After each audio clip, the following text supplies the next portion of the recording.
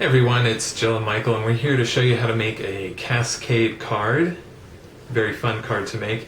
And what we're going to be needing for this, you can see we've got it all laid out here. We've got 2 pieces of paper, and these are 8.5 by 11 pieces of cardstock. In what color would you call these? Mint and Mint. Something else, some blue color. We've got 2 rulers, and the reason for that is both Jill and I are going to be measuring them. Pair of scissors, 2 pencils. Again, we're both going to be using them. Got a bone folder and our Martha Stewart scoreboard. So Jill's going to start by doing some scoring. I'll move that stuff out of your way. So Jill, what are you going to do? I'm going to take my first piece of paper and measure it halfway across from 11, which of course is 5.5. I'm going to score that right down that line. If you'd be so kind to fold it in half. Thank you. So while she's scoring that, I'm just going to be folding this in half on the score line that she made. We're going to repeat that on the other sheet of paper as well, 5.5.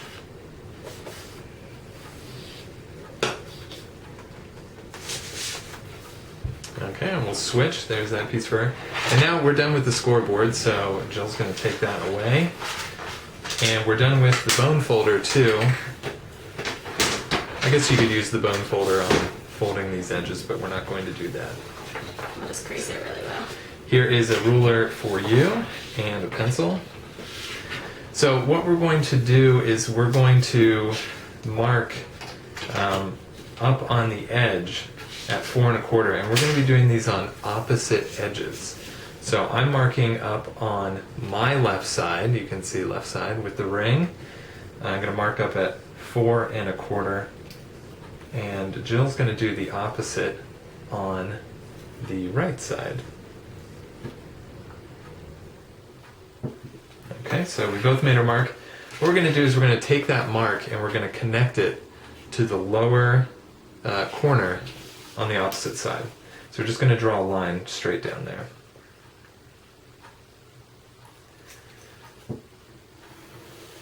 It's like working in a mirrored image. Now, of course, not everybody's going to have 2 people to work with, but this way, This is what it should look like. there we go. So Mirror on image. opposite sides, you can kind of see that one. I'm going to get it a little bit lower there. Okay, there we go. So now I'm going to take the scissors and I'm going to go ahead and trim off the smaller portion of what's been marked. And as you scrappers know, you always want to save your excess pieces. It could be useful in decorating the card. Very good point. You know, me, I just, like, oh, done with that. Never, Now it never goes. throw out a scrap. This is a large, valuable piece of paper, Michael. I guess you're right.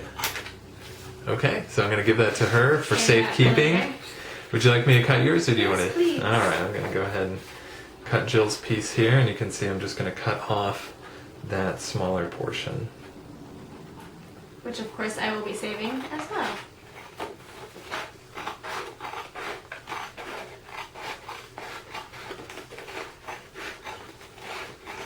As you know from watching some of our other videos, Michael, the little coupon ninja, you know, loves savings. Very good point. Okay, so now we're done with the scissors. You can put those away for the time being. So now what Jill is going to do, she's going to measure up on the, let's see, let's start on the long side, measure up 4 1/4 and then over 2 3/4. So think about the half of the paper, you're splitting it in half. So This the paper length of this is still 8.5. 8.5. That in half is 4 1/4, of course, so she's going to mark there. And then from the center line to the edge, that's 5.5. So half of that is 2 3/4. So she's going to mark that line. And I'm just going to sit back because I have to do something a little bit different here. 2 3/4. I'm also going to repeat the 2 3/4 measurement on the bottom, so it'll be easy to connect this dot with the lower one. Good thinking, Lincoln. 2 3/4.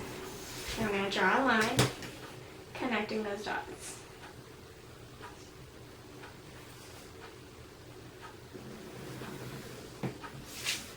Okay, great. And then I'll repeat that on the other side. Now we already know that this edge is 4 1/4 because that was the measurement we made to make that diagonal cut. So now all she has to do is measure over 2 3/4 from the top edge. So go ahead. To measure from the bottom. Yeah, so go ahead and measure 2 3/4 over, and then we're going to do 2 3/4 over this way. Connect those lines and cut. I don't think that's right. I know it's right, folks. We still we still have to make the middle mark here. No, Yes. it's already at. So what we want to do is we're trying to connect right across. You can see this is already It's at too 4 high. 1/4. So go ahead and mark that. Okay. All right, boss. You want to measure over from that edge to 2 3/4.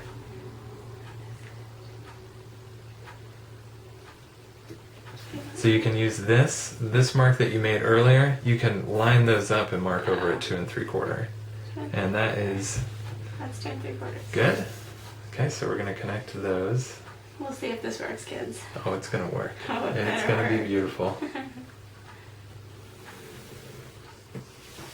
Okay, so she's going to go ahead and cut those lines while I do my measurement. So like I said, mine has to be a little bit different. Let me back off a little bit there so you can see what I got to do. I'm not going to cut mine yet because I want to show the Okay, good reverse. idea. As you can see on mine, I have the flat side that'll rest on the bottom of the table with the score or with the cut lines going up. Michael is going to have the cut lines going down. So from mine the are going to be angled coming side. off of the angle. So I'm going to just go ahead and measure here down at 4 1/4 because I got to split my page in half. So 4 1/4. And then I'm going to mark at 2 3/4 just like Jill did to find my center of the half. So 2 3/4. Okay, so that's marked. So now what she did before was she measured down like this, and sorry about that, and she drew a line there. I'm going to be going the opposite way though. So just need to find the 2 3/4 edge here. Okay, and then I'm going to draw a line to connect those two marks.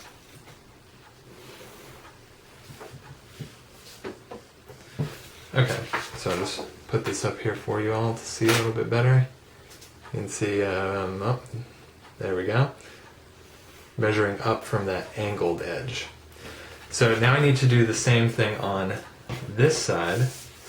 Just going to go ahead and measure over 2 3/4 from where that angle ends. Okay, and then I just need to measure 2 3/4 over from here, wherever that edge is.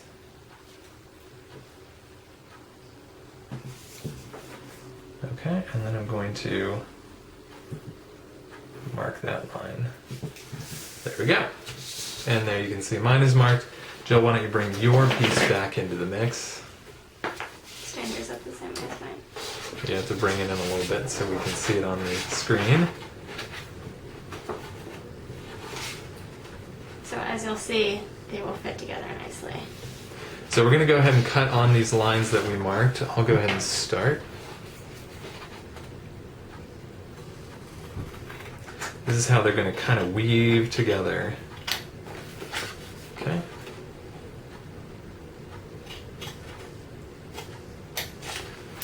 And Jill, go ahead and do yours. Thank you. Move mine out of the way.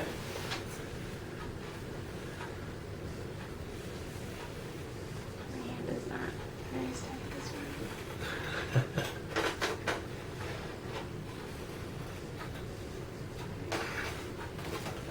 Good? Mm-hmm.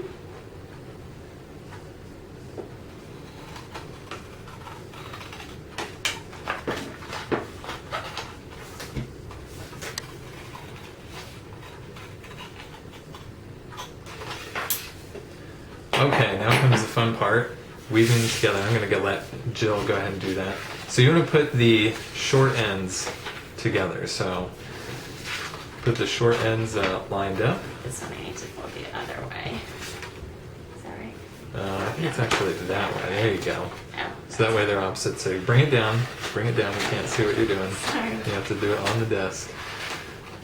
Okay, so see what she's doing here. She's weaving the long ends together, and then we're going to take the short ends, weave those together. So just kind of pushing them together. Okay. And then, there you have it, folks.